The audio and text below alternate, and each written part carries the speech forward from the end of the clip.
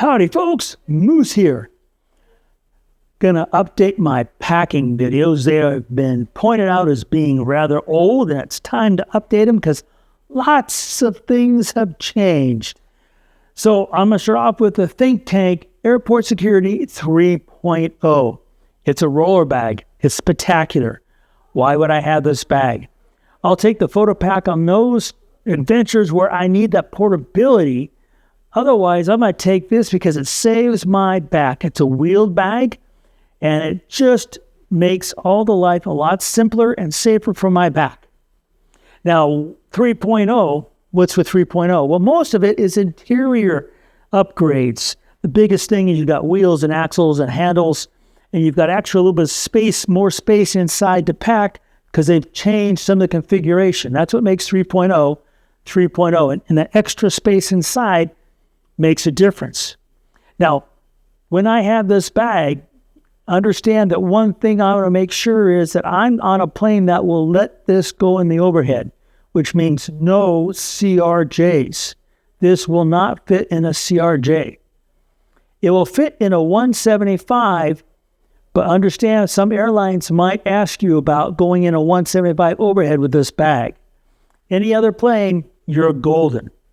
So, this is one of the best bags that I think that's out there, and that's because of the way we configure the inside. So let's just dive in.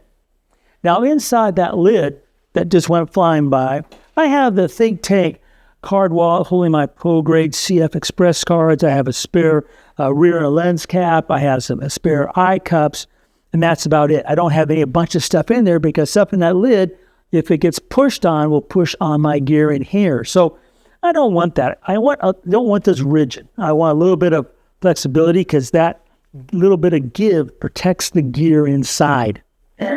So first thing in protection, I've got my hat to protect me from the sun and skin cancer. Next hat I have is a baseball cap. This is for the wildlife kit. I'm going to show you two ways I pack it. This is for critters.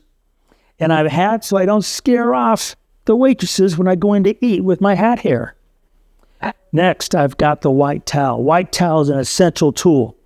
First job it has is to make sure all the gear is dry before it goes back in here. I don't want moisture getting inside here because then you could start condensation and you have a cycle that's really hard to break. So if this gear is dry before it goes in here, no condensation is going to start. The other thing, it does add a tad bit of padding. That's not really why it's there. It's there so I can always take care of my gear. Now I get right into it. You'll see I have this configured quite a bit different than I did 12 years ago.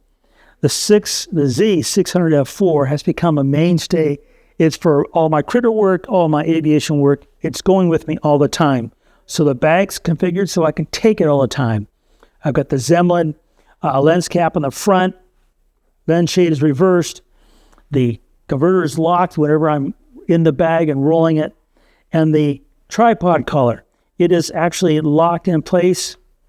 It is put over here. I don't push it hard. I just put it there and I lock it.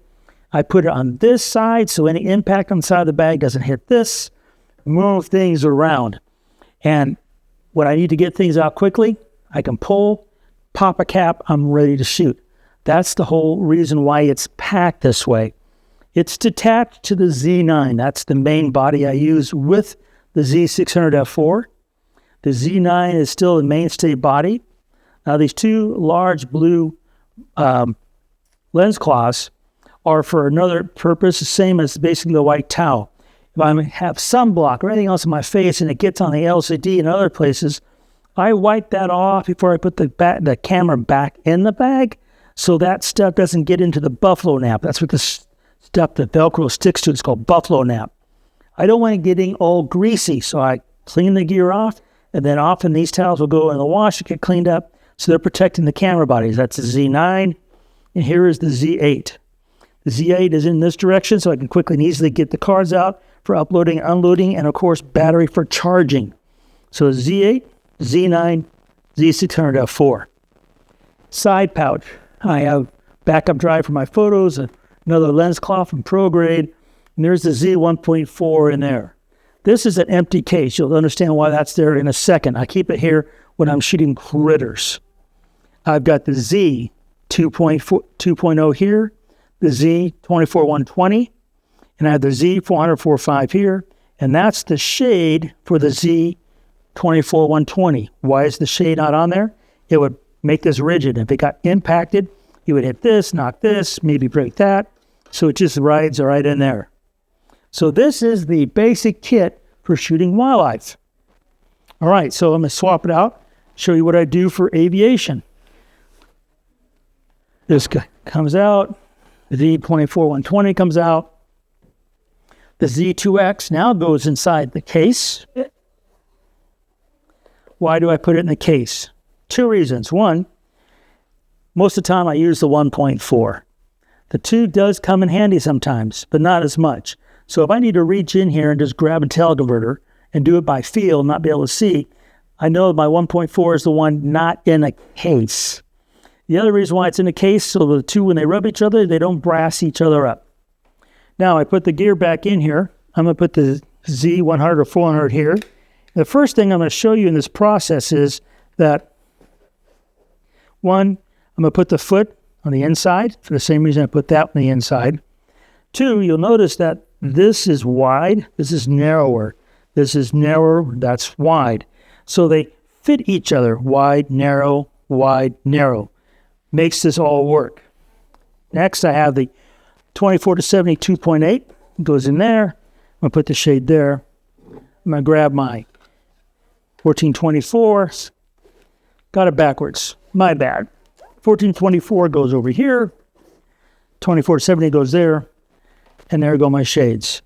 Then I'm going to close it back up with the white towel and hats. And there you have it. That's how I packed the Think Tank Airport Security 3.0 for both aviation and critter work.